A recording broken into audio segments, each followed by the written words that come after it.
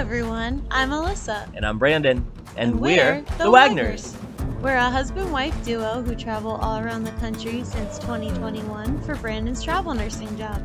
We love hiking, car camping, new cities, and of course, the best food and drink. Along with adventure, we always look for ways to keep our travel budget-friendly. So pack your bags and join us as we wander together. Hi Wanderers! Welcome back to our channel and welcome to the first day of our Euroseries.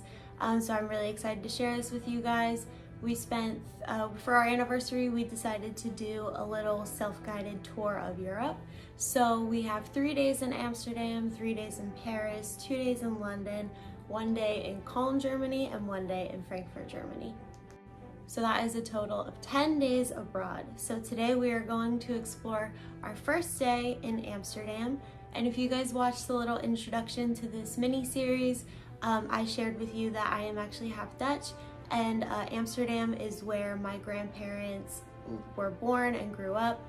My papa specifically moved to Amsterdam, like exactly Amsterdam, a little later, but they are both from that area. And they were living there in about the World War II time frame.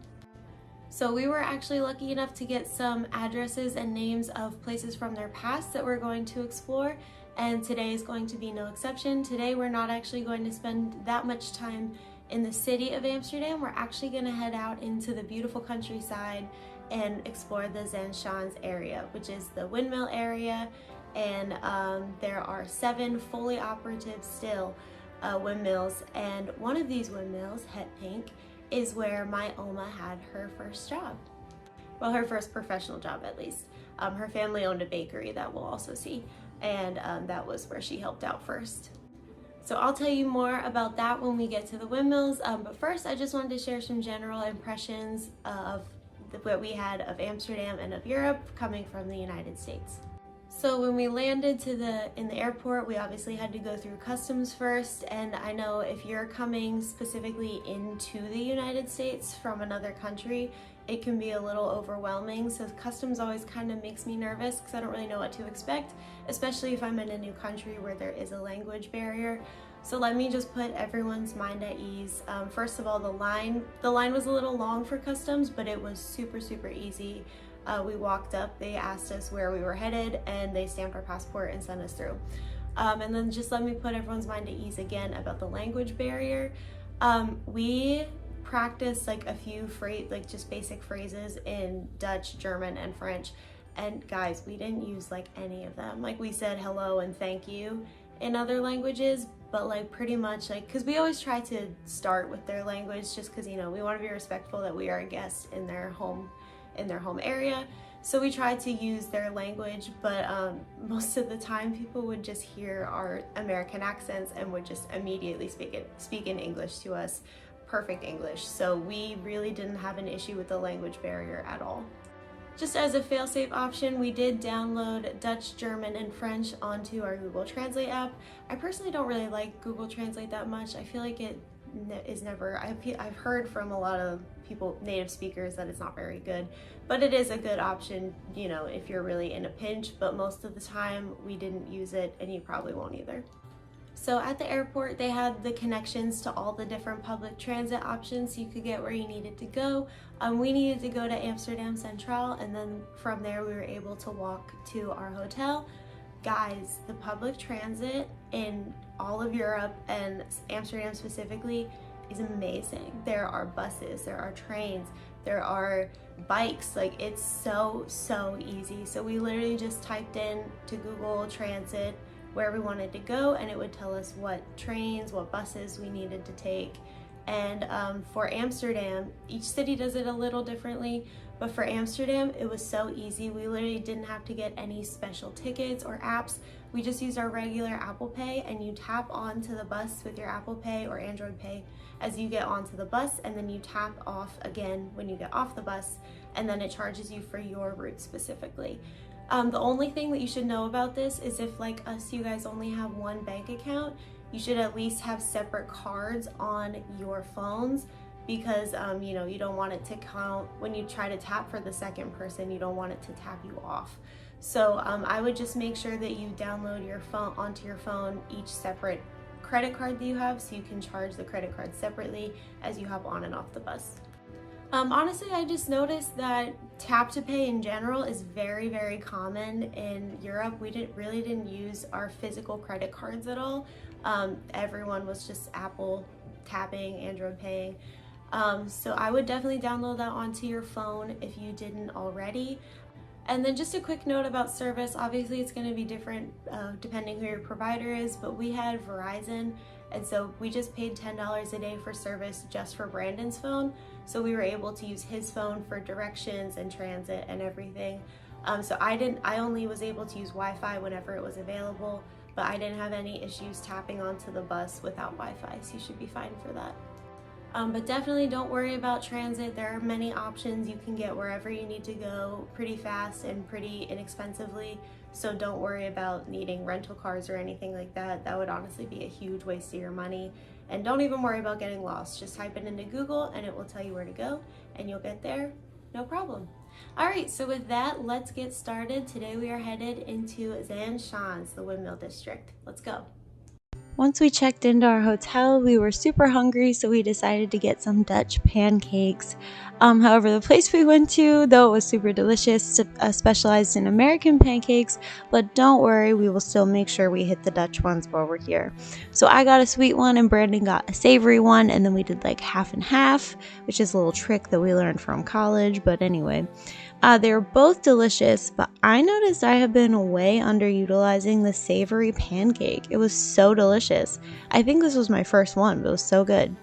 And then after that, we tapped onto the bus and we headed out of the center city and into the country of Zaans Schans. Honestly, I really just enjoyed the bus ride through the countryside to get there. And then once we did get there, the first place we stopped was the Windmill Museum, since that closed first, and the little areas outside stay open a little later. So at the museum, you can of course learn all about the history, the power, and the different kinds of all the windmills. So the Zaans district is considered the first industrialized area in the world, which of course I found a lot more interesting than others, probably because this would be where my Oma had her first professional job.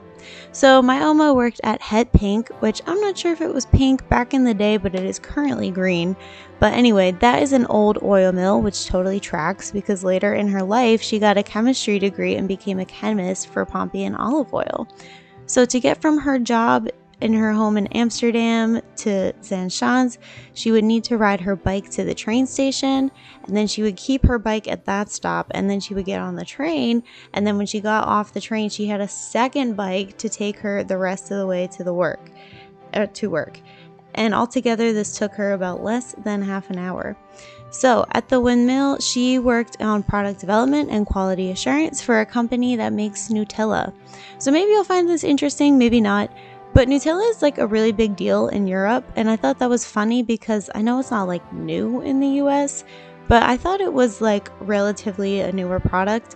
But it turns out it has been going strong in Europe for decades, and it was actually created in 1946 by an Italian baker as a cheaper alternative to chocolate during World War II, but obviously people really liked it.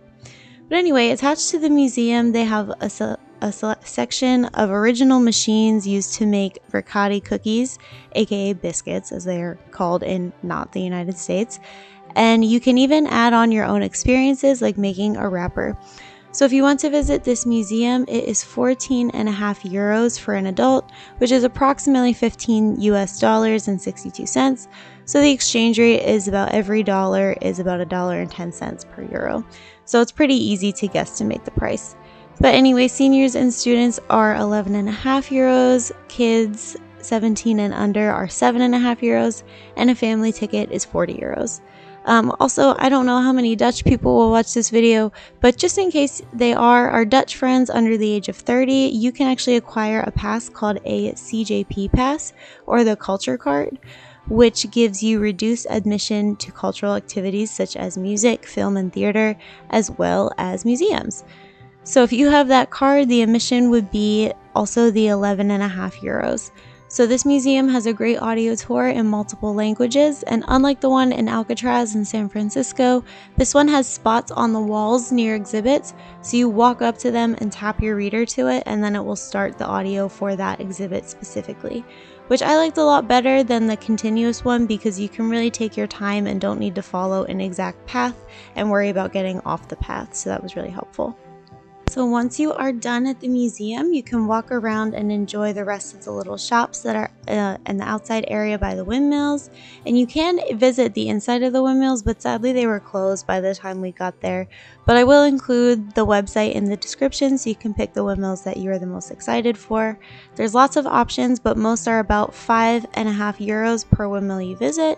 But even if you miss the inside of the windmills like we did, there's still a lot to see in this little central hub area. So there's lots of souvenir shops that actually have pretty great prices. And they have a huge shop for wooden shoes, and they have all sorts of specialty wooden shoes that you can buy. And Brandon and I couldn't believe how many options there were of the shoes. So we were starting to wonder if maybe people still wear these shoes today. Because, I mean, we tried them on and they're obviously not very comfortable. And we actually got an answer to this question later in the trip, but I think I'm going to make you wait for it just a little longer. So there was a Henry Willig cheese shop with samples, and that place was packed. But definitely keep your eyes open for more Henry Willig shops during the rest of our trip. I promise this is not the only time we will encounter one. So this is, of course, something that you should do as much as you can while you're in the Netherlands, and that is eat stroopwafels. Why? Aside from them being utterly delicious, they are a true Dutch specialty. And I've started to see them pop up more in the States, but it's always like the old packaged ones. But to my knowledge, there are few places in the world, dare I say, that you can get a fresh, hot stroopwafel. So if you don't know what these delicious sweet treats are, they are super, super thin waffles with a delicious caramel as a glue between the two of them that keeps them together. And if you aren't enjoying the hot, fresh ones, you can put these bad boys right on top of your coffee mug, which will not only insulate your coffee or your tea, but it will warm up the caramel inside so you can have more of an ooey gooey goodness that every stroopwafel should have. So I am lucky enough to be able to get stroopwafels from Holland every Christmas. But naturally, if you don't want to ship them from Holland or you're not going anytime soon, I have started to see these stroopwafels and a few other Dutch treats in your local Trader Joe's. So I'll shout them out as we go, but Trader Joe's is like your United States Dutch destination. But anyway, after exploring the area, we took the slow route to Het Pink and then the bus stop to enjoy all the great scenery and really just let the quietness of this peaceful area and all of its history really wash over us. So for dinner that night, I forgot to take videos, but it actually took us 3 tries to get somewhere that wasn't booked up. But we ended up going to a little Dutch bar and we got some Indonesian chicken satay with peanut sauce as well as Dutch croquettes. So if you notice a lot of Indonesian items in the Netherlands, that would be because it used to be a colony of the Netherlands until 1941. So it was independent by the time my grandparents would have moved there, but it makes sense that they moved there before then settling in the United States. So since we wanted to explore, we were happy to just walk back to our hotel after our meal. And as we were pushing through our jet lag, we honestly were ready to turn in pretty early, but that was pretty much it for day 1. So many strong first impressions. We absolutely love seeing the countryside. And next week we will get more into the city of Amsterdam for day 2 of our trip. So please remember to like and subscribe so you can stay up to date in this Euroseries. And we will see you guys next week. Thanks so much for watching.